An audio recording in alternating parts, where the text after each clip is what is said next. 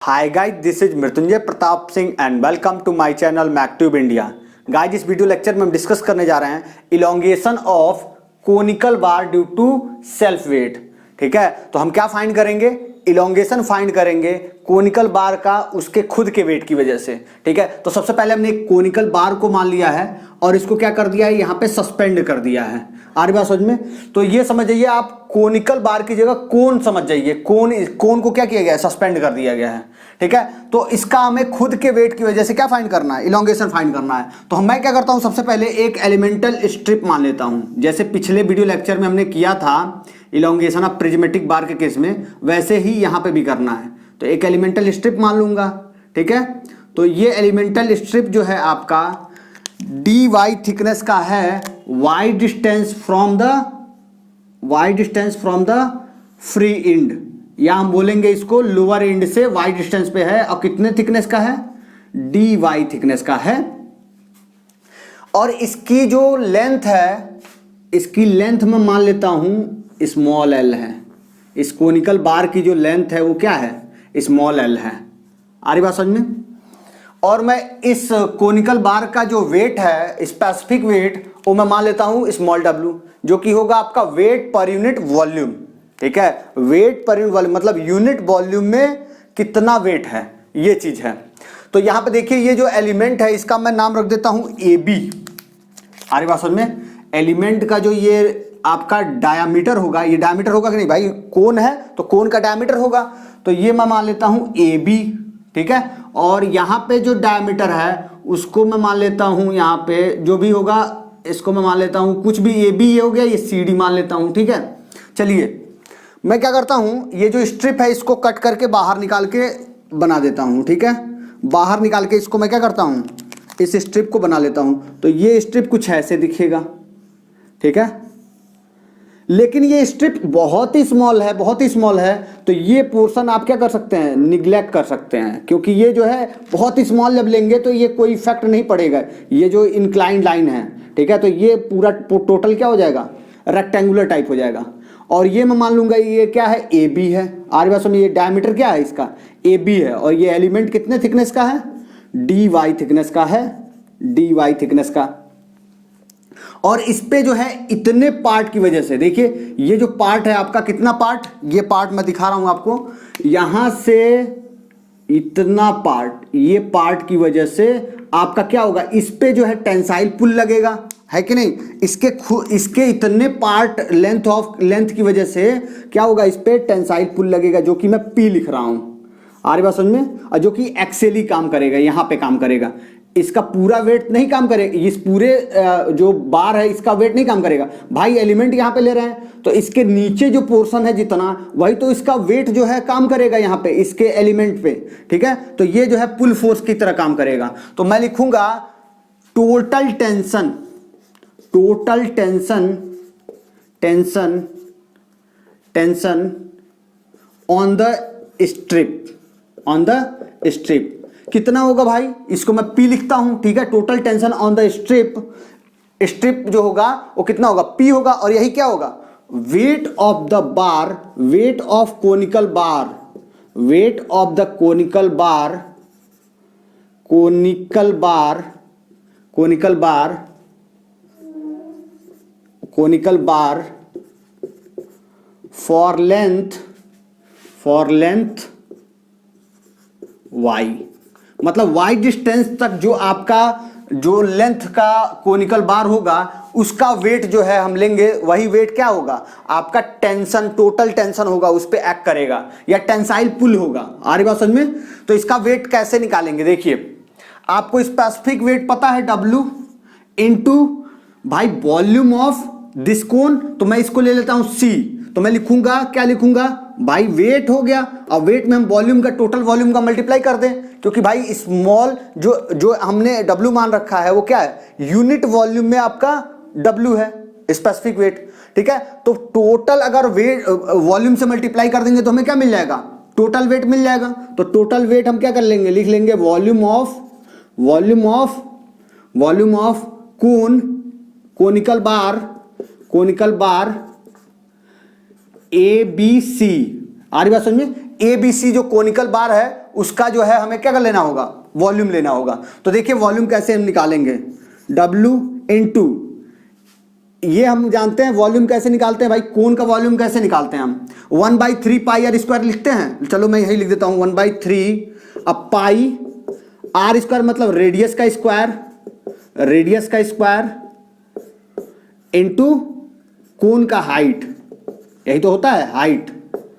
तो ये देखो स्मॉल w इंटू 1/3 पाई, रेडियस क्या होगा देखो AB/2 होगा कि नहीं होगा, AB/2, क्योंकि भाई रेडियस निकालना हमें, तो रेडियस मतलब AB/2 का होल स्क्वायर। हाइट कितनी है इसकी, y है। आ रही बात समझ में।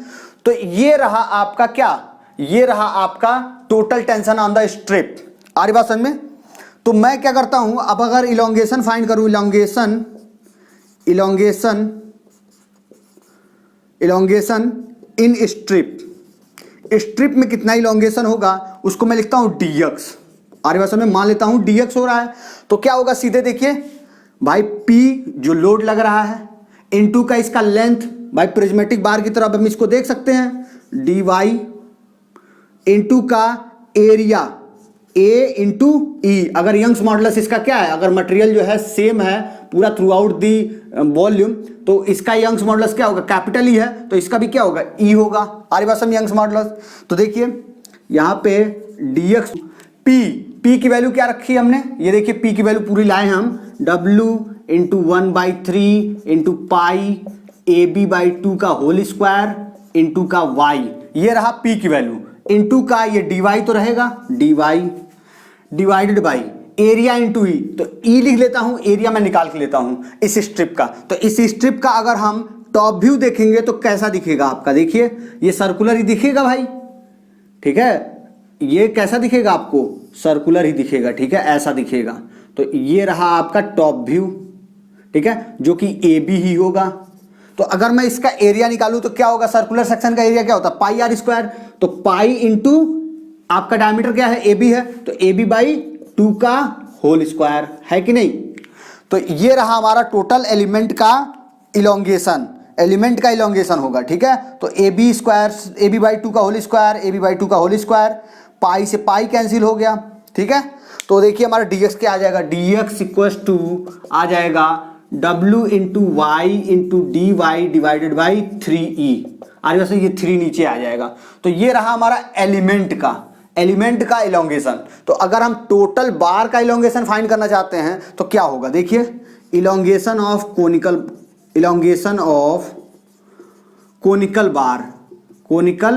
बार क्या हो जाएगा भाई, इलोंगेशन ऑफ कोनिकल बार।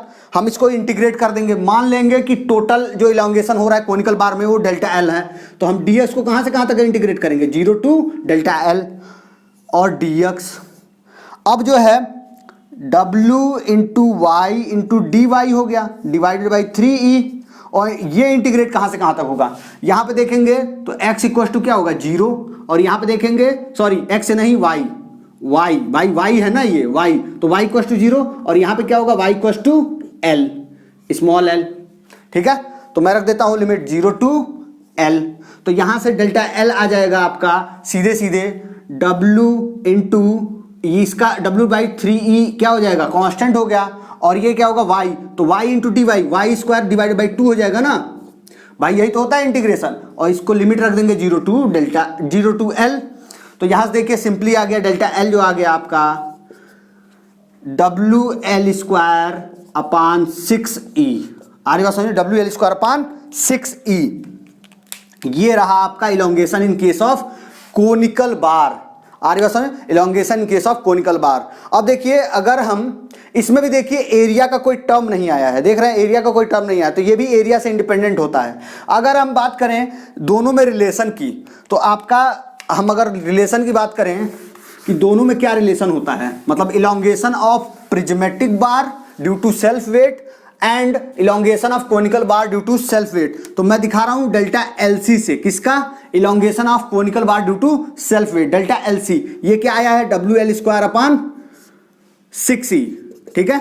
और हम डेल्टा जो जानते हैं, इसको मिटा ही देता हूं मैं, देखिए हम जानते हैं डेल्टा एल जो है प्रिज्मेटिक बार के लिए, मतलब prismatic bar due to self weight, ठीक है। तो उसका फार्मूला हम पढ़े हैं WL²/2E, इसके पहले वाले वीडियो लेक्चर में ये पढ़े हैं। तो यहां से देखिए अगर हम डेल्टा LC, ये कोनिकल बार का सेल्फ वेट की वजह से इलोंगेशन है, तो ये क्या होगा, हम लिख देते हैं 1/3 और इसको लिख देते हैं WL²/2E।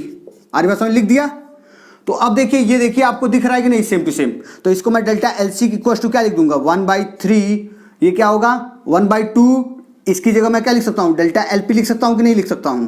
तो आपका क्या होगा, जो इलोंगेशन होगा कोनिकल बार में उसका क्या होगा, 1/3 ऑफ प्रिज्मेटिक बार जो इलोंगेशन होगा उसके इक्वल होगा, ठीक है। या ऐसे भी मैं कह सकता हूं LP इक्वल टू प्रिज्मेटिक बार में जो इलोंगेशन होगा वो क्या होगा, 3 टाइम्स होगा इलोंगेशन ऑफ कोनिकल बार के, ठीक है, ड्यू टू सेल्फ वेट। ये दोनों ही सेल्फ वेट की वजह से हैं, तो प्रिज्मेटिक बार वाला 3 गुना होगा, इसमें अगर 3 से मल्टीप्लाई करेंगे तब जाके होगा आपका किसके बराबर, प्रिज्मेटिक बार के बराबर। आ रही बात समझ में। तो ये रहा पूरा डेरिवेशन। अब हम इसके आगे क्वेश्चंस करेंगे, ठीक है। Thank you.